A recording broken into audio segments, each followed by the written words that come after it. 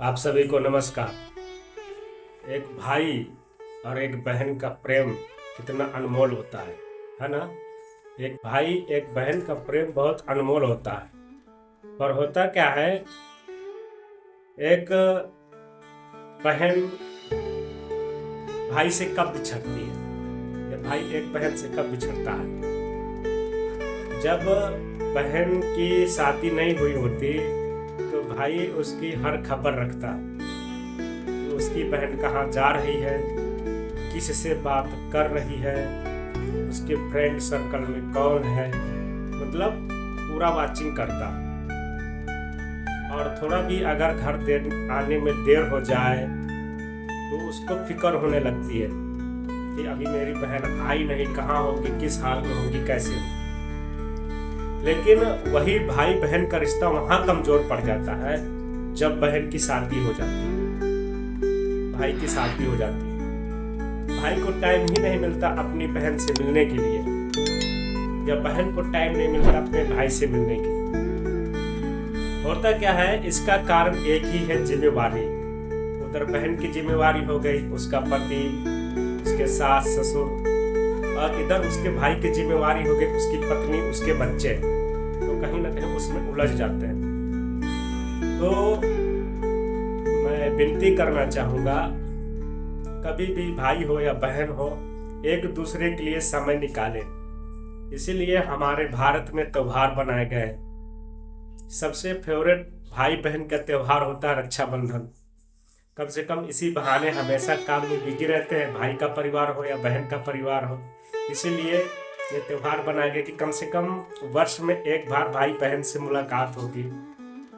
इसके लिए ये रक्षाबंधन वाला सिस्टम है, ठीक है।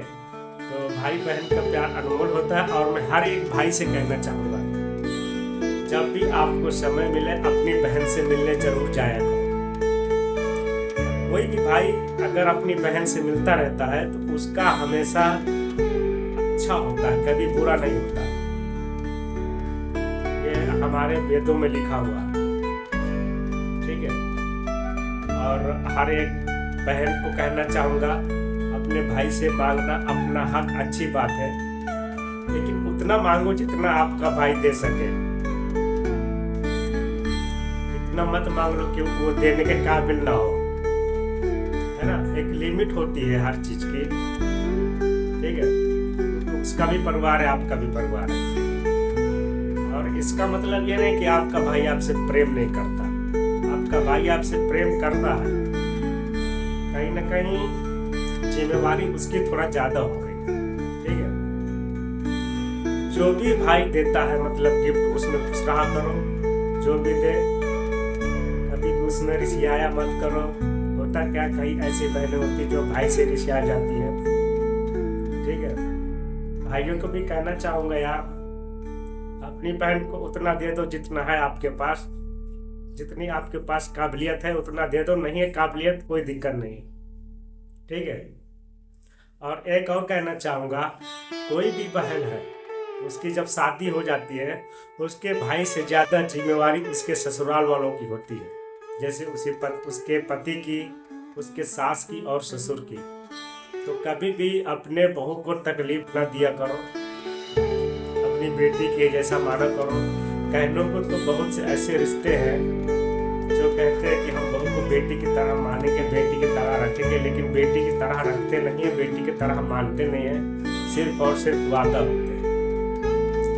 और हर एक सास या ससुर से कहना चाहूँगा, वो भी आपकी बेटी ही है, बहू, क्योंकि भगवान ने खाली उसकी चेहरा को चेंज कर दिया, चेहरा को बदल दिया। तो यार किसी की भी बहन बेटी को तकलीफ ना दो। तो अगर तकलीफ देना था तो आप उसको अपने घर की बहू ना बनाते। कल का आपके पास भी बेटी होगी, वो भी किसके घर में जाएगी, वो भी किसी की बहू बनेगी। तो रिश्ता हमेशा प्यार से चलता है, लड़ाई झगड़ा से नहीं चलता। जो हल हम बातचीत से निकाल लेंगे, प्यार से निकाल लेंगे, वो हल हम लड़ाई या झगड़ा करके नहीं निकाल पाएंगे। अगर हम इसमें उलझेंगे तो कहीं ना कहीं रिश्ते खराब हो जाएंगे, रिश्ते बिगड़ जाएंगे।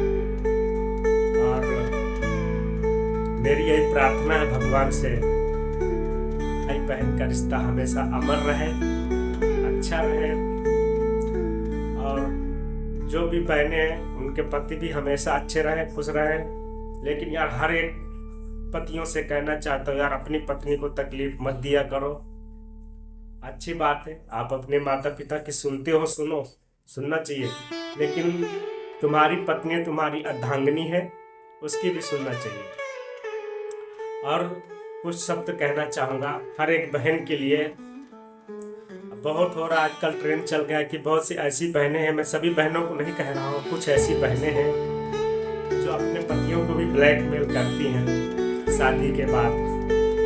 अगर पति कमज़ोर है या और कुछ, पूरा उसका मतलब जो लड़की का सर्कल है, मतलब पूरा घर वाले भी उसको मजबूर करते हैं। तो ये भी करना गलत है, क्योंकि आजकल के ऐसे कई युवा है मैंने देखा है शादी नहीं करना चाहते, क्योंकि उनका मानना है कि जो संविधान है कहीं ना कहीं बच्चियों को यानी लड़कियों को ज़्यादा अधिकार दिया और लड़कों को कम अधिकार दिया। ऐसी बातें भी मेरे को बताते हैं कई लोग। इसलिए भी बहुत पढ़े लिखे लड़के लोग ना वो अकेला ज़िंदगी जीना चाहते हैं, शादी नहीं करना चाहते। तो भाइयों मैं कहना चाहता हूँ शादी जरूरी है करना ज़िंदगी में, ठीक है। अगर आप अकेले हैं तो कॉमन शादी करना जरूरी है। अगर सिंगल है तो, अगर 3 भाई 4 भाई है तो 3 भाई ऐसा घूमते रहेंगे कुंवारा तो भी दिक्कत नहीं है। एक तो उसमें से एक शादी कर ले तो भी अच्छा, शादी करके घर की गृहस्थी को तो चलाना ही पड़ेगा। लेकिन कहीं ना कहीं होता क्या है ना,